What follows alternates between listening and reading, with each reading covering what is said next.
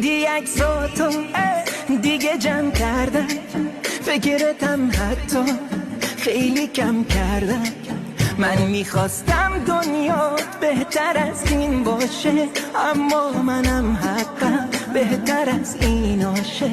اثرت رو قلبم تا ابد میمونه، ولی دوری کن از این من دیوونه. عشقی که داشتم از تو پس میگیرم، همه اون عشقو به خودم پس میدم. دیدی عکساتو دیگه جمع کردم، فکرتم حتی خیلی کم کردم.